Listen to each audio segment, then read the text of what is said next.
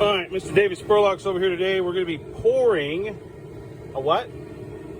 Guard for the knife. We're going to pour it out of aluminum. So instead of drilling out and filing out a guard, slide it over. We're just going to bury the blade into some mud and pour an aluminum guard. The top of the guard will be all gnarly and we can sand the bottom to fit up flush with the handle. Are we going to pour a pommel too? Yeah. Ah! Flip it over, bury the nubbins into the ground and pour a pommel around so that the top will be all oily looking and then the bottom will also be all mushroomed. Sweet.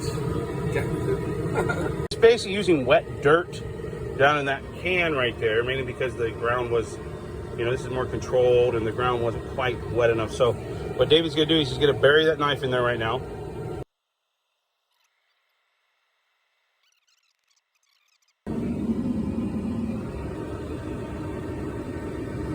Is make a little bowl kind of there.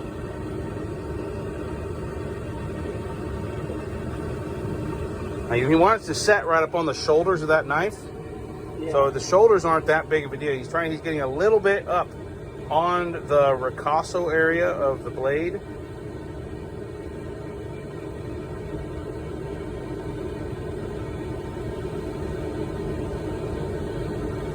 We're pouring aluminum.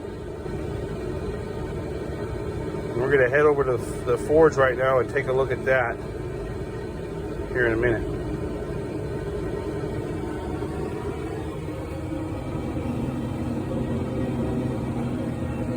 So you can see him starting to form that bowl for him to pour the molten aluminum into.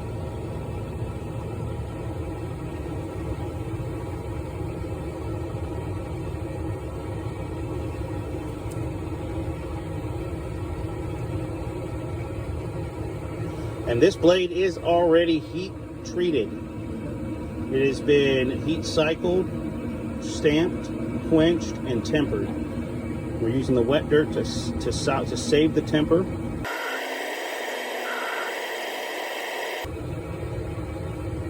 Done this one other time with brass on another knife, so we know that in theory it works.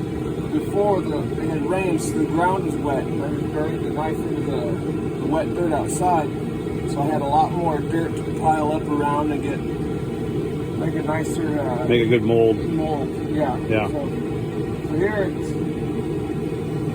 let's take a look. We'll see. Yeah, let's take a look. All right, so I got a canister crucible inside here, way back in the back of our forge, with aluminum in it. And here pretty quick, we're going to get a check on this and see if we're good and melted yet. It doesn't take that much to melt aluminum. No, don't quote me on the numbers. I'll put some numbers on the bottom of the screen here on what the actual melting temperature of aluminum is. Copper is 1980. That is super hot. What we're going to do is we're going to take a look in there and see. Not quite liquid. It is, well, aluminum's weird. It is liquid, but it'll look like melted butter before it starts to melt.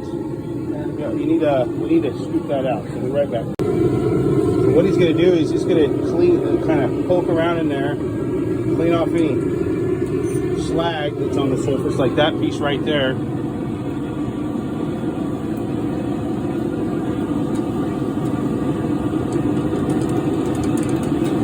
Now, if we really want to make it all slag up, you could sprinkle borax in there and then clean it off. So he's going to put it back in there, and then we'll heat it back up real quick, and then we'll go on to the pour.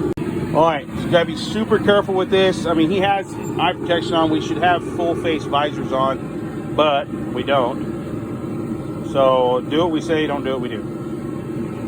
All right, so we're going to get over here, and we're going to pour this.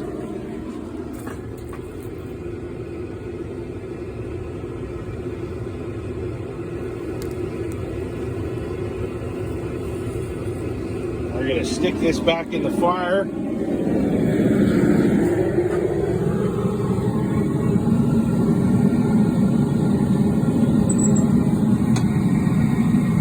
just going to keep that. Turn down our gas a little bit. We're not doing too much right yet. We're waiting for that to get all solid. Let's go take a look and see what it's doing now. It's boiling because of the amount of water, that steam is coming in to it. Just you're going to get a really nice flat surface on that on the backside to put some wood on it, or whatever you're going to do with it. You could do a wrap, you could do whatever with it, and you're going to get a really cool natural surface on the blade side, which is going to turn out really good. Now you can do this same technique if you wanted slide-on pieces. So what you do is you'd either make something out of styrofoam or you'd make something out of wood, to where that was a facsimile of your tang, and that ricasso to pommel area, so that then you could turn and pour your aluminum in there, and it would burn out that wood, but the wood would last long enough to where it would create that channel that maybe you would just have to maybe take a file to it, a few areas to slide it on and off if that was what you wanted to do. But I mean, there's a million applications in bladesmithing for actually doing foundry work, and pouring all kinds of good stuff. I mean, you could pour an entire handle, aluminum handle, around your tang with this technique right here. What we're gonna do now, it's cooled off enough. David's going to pull this out, and we'll take a look at what we have going on. So, yeah, the blade should be cool to the touch. Like, it didn't even start, you know, fizzling until it got to the aluminum.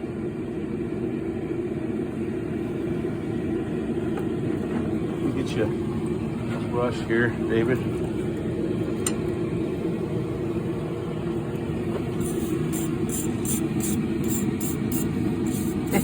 It didn't even, I mean, you can still see the temper marks from when he tempered this blade. It didn't even affect any part of it. Maybe close down here, but that's still a yellow. It's not even a purple. Yeah, it hasn't got the cutting edge. Yeah, so, and it's solid. It's not going anywhere. And you just shape it from there on. It's actually a lot flatter than the gold nugget knife, as we called it. Yeah. Okay, so the next shot you're going to see is when we get it buried and for the pommel pour, and then we're debating on whether to do a weird pour for the handle, but I don't think he wants it to be that heavy, so it's still balanced. That's ridiculous. So, all right, we're gonna get this thing buried and some more aluminum put in our crucible, and we'll see you back.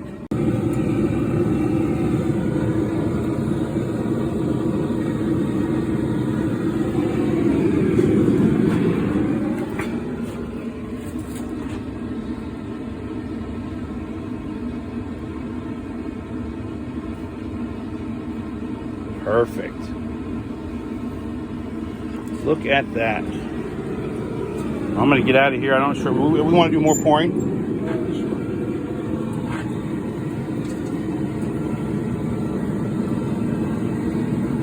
All right, let's go take a look at what we have over here now. The aluminum sets pretty quick.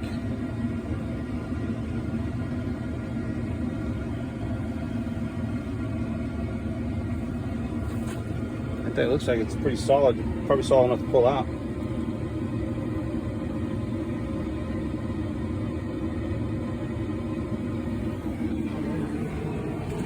So there is just a little bit to clean up on it. It's like a turtle shell ball cap. Yeah.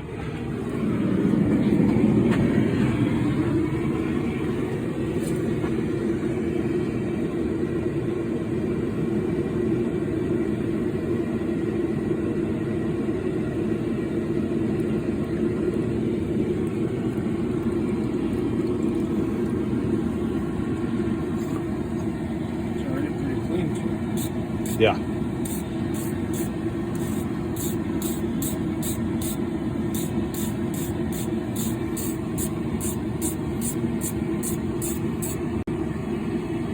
Sweet. So there's a little tab here that we'll need to take off, but in some other places we're just putting a file on there. Might be able to get most of it on the grinder and get it taken off with the grinder. So I think that's what we're going to do now, is get it cleaned up for the next process. Is that correct? Yep. So this is a super simple way of doing things, guys. So